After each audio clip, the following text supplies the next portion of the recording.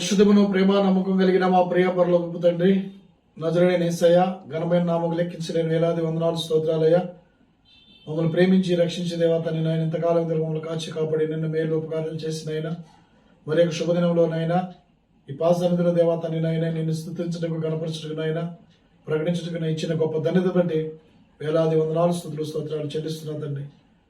అయినా యేసయ్య, మీ వాక్కు ద్వారా నాయన మీరు మాట్లాడినయ్యా, మీ మాటలు పవిత్రమైన మట్టి ముసలు 7 మార్లు కలిగించి ఊదినంత పవిత్రమైన మాటలున్నాయినా మీ దాసుల ద్వారా మీరు మాట్లాడినైనా మీరు బలపరచమని ప్రార్థిస్తున్నా తండ్రి. మీ వాక్యం సరిచేసేది నాయన, మీ వాక్యం బాగు చేసేది కాబట్టి నాయన, మీ వాక్యం ద్వారా సరిచేసి మీ నామయం తెచ్చుకోమని యేసయ్య, నీ పక్షమున నిలబడుతున్నగా నాయన ఎందుకు పనికి నన్ను వాడుకొని మీ నామయం తెచ్చుకోమని యేసుపరిశుద్ధుని ప్రార్థిస్తున్నా తండ్రి. ఆమేన్. హల్లెలూయా, హల్లెలూయా. యేసుక్రీస్తు నామమున మీకు శుభములు కలుగునుగాక. హల్లెలూయా, హల్లెలూయా. దేవుడు వాక్యం సెలవిస్తుంది. మీకా 6:8, మనుషుడా ఏది ఉత్తమమో అది నీకు తెలియబడి ఉన్నది కాబట్టి న్యాయంగా నడుచుకున్నటయో కనికరము కలిగి ఉండటయో ప్రేమించుటయో దేన మనస్సు కలిగి దేవుని ఎదుట ప్రవర్తించటం ఇంతేగా నిన్ను అడుగుచున్నాడు. మనుషుడా, నీకే ఏది ఉత్తమో నీ ఎదుట నేను పెట్టి ఉన్నాను. ఉత్తమైన వాటి ఏందో మనం మనసు పెట్టాలి, మంచి వాటి ఏందో మనం మనసు పెట్టాలి. కాబట్టి దేవుడు పరిశుద్ధ లేఖనం ద్వారా సెలవిస్తున్నాడు. మనుషుడా, మనందరికీ దేవుడు ఆయన మాట ప్రకటిస్తున్నాడు. మనుషుడా, ఏది ఉత్తమో నీ ఎదుట నేను పెట్టి ఉన్నాను, నీకు తెలియపరుస్తున్నాను, తెలుసుకో. ఇంతవరకు తెలుసుకోలేదేమో, తెలుసుకో. న్యాయంగా నడుచుకున్నటయో కనికరం చూపించుటయో ప్రేమ కలిగి ఉండటయో దేన మనసు కలిగి ఉండవు. ఇంతేకాదు నిన్ను అడుగుతున్నాడు దేవుడు. ఇంకేమైనా అడుగుతున్నాడా? నీ వెండిని అడుగుతున్నాడా? నీ బంగారం అడుగుతున్నాడా? నీ జ్యేష్ఠ పుష్టిని అడుగుతున్నాడా? నీ కలిగిందని ఏమైనా అడుగుతున్నాడా దేవుడు? ఏది అడగట్లా. నీ యొద్ద నుంచి దేవుడు కోరుకునేది ఏంటంటే దేన మనసు కలిగి ఉండాలి, ప్రేమించేవాడిగా ఉండాలి, కనికరం చూపించేవాడిగా ఉండాలి, న్యాయంగా నడుచుకునేవాడిగా నీ ఉండాలి. న్యాయము తప్పి నడుచుకోకూడదు. ప్రేమ ఒకరిని ప్రేమించి ప్రేమించిన వారిగా ఉండకూడదు. దేవుడు అందరిని ప్రేమించాడు. మనం కూడా అందరినీ ప్రేమించాలి. దేన మనసు కలిగి ఉండాలి.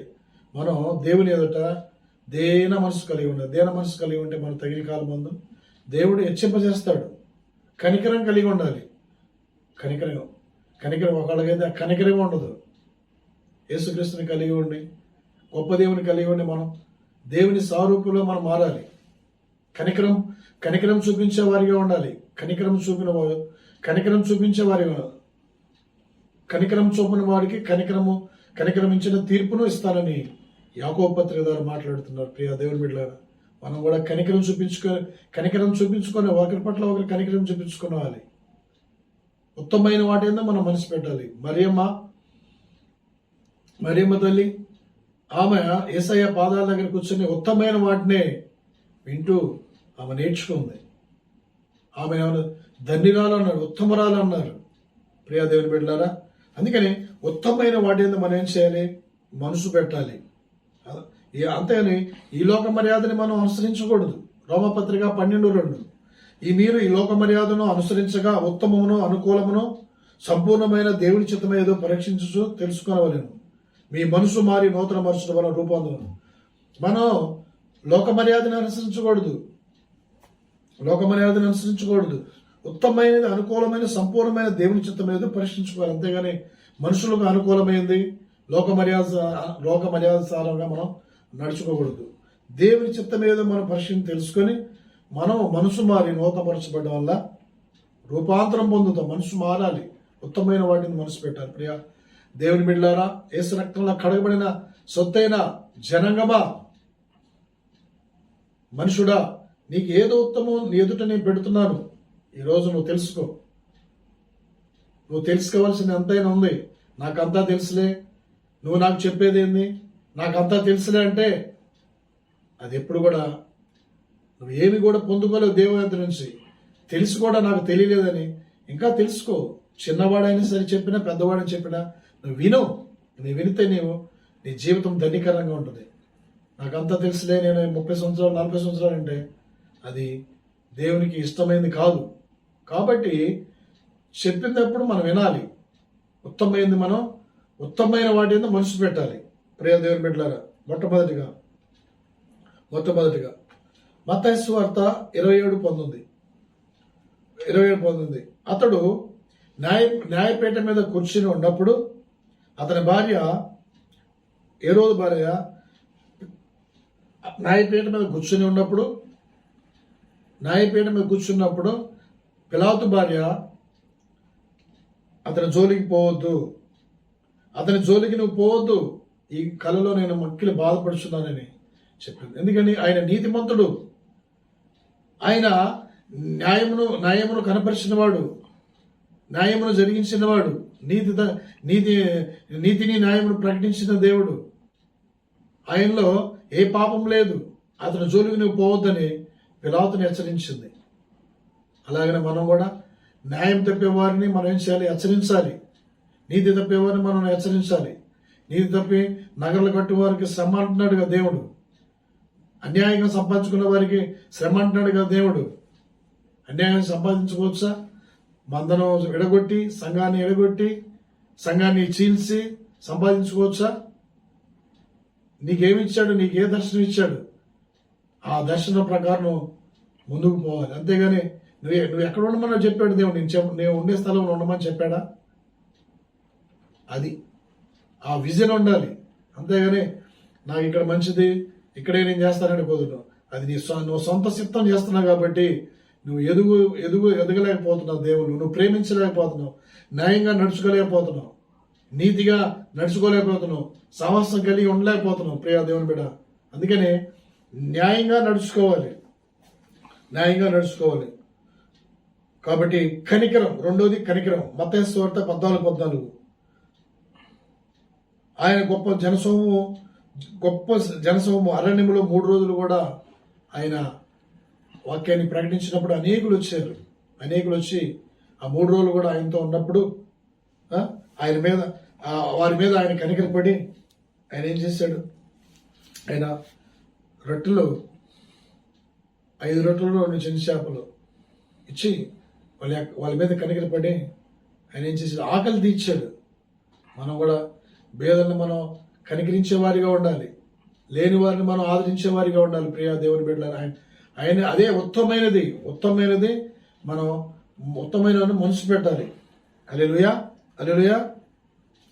కాబట్టి మీ తండ్రి కనికరమ గలవాడు కనుక మీరు కనికరమై ఉండమంటున్నాడు దేవుడు. మన తండ్రి కనికరమ గల దేవుడు కదా, మనం కూడా కనికరం కలిగి ఉండాలి. మనం కూడా కనికరం ఆయన స్వరూపంలో మారాలి. అదే ఇందాక చెప్పాం కదా, మీరు ఈ లోక మర్యాదను అనుసరించగా ఉత్తమను అనుకూలమైనది మనం అనుసరించి, అంతేగాని మనుషుల మర్యాద చొప్పున కాదు, లోకానుసారం కాదు, వాక్యానుసారంగా ఉత్తమమైన వాటి మనం నడుచుకోవాలి. దేవుని చిత్తం ఏదో పరీక్షించి తెలుసుకోవాలి. మీరు మన మనసు మారినప్పుడు నూతన పరచబడతాం, రూపాంతరం యేసయ్య వలె రూపాంతరం పొందుతాం. హల్లెలూయా. ప్రేమ కలిగి ఉండాలి. సహోదర ప్రేమ గురించి చెప్పనక్కర్లేదు. ఒకరినొకరు ప్రేమించుడే దేవుని చేత ఏర్పరచబడితిని. సహోదరుల ప్రేమ గురించి చెప్పనక్కర్లేదు. ఆయన ప్రేమించాడు కాబట్టి మనం ఒకరినొకరు ప్రేమించడమే దేవుడు నేర్పించాడు మనకి. కాబట్టి 1వ దశలోనిక 4:9 దేవుడు నేర్పించాడు, ఒకరినొకరు మనం ప్రేమించుకోవాలి. అదే దేవుని ప్రేమ. హల్లెలూయా.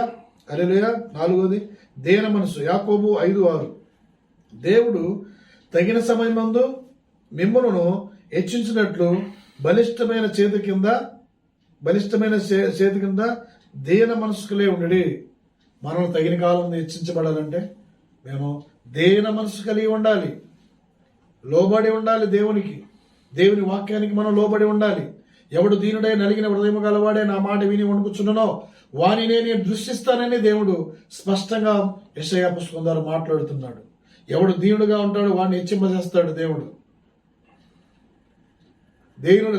దీనత్వము కలిగి ఉండాలి. ఆయన దీనుడుగా ఈ లోకానికి వచ్చాడు. అన్ని ఆయన కలిగి ఉన్నా కానీ దీనత్వము కలిగి ఉన్నాడు, తగ్గించుకొని ఉన్నాడు తండ్రి ఎదుట. మనం కూడా తండ్రి ఎదుట, దేవుని ఎదుట మనం తగ్గించుకొని ఉండాలి.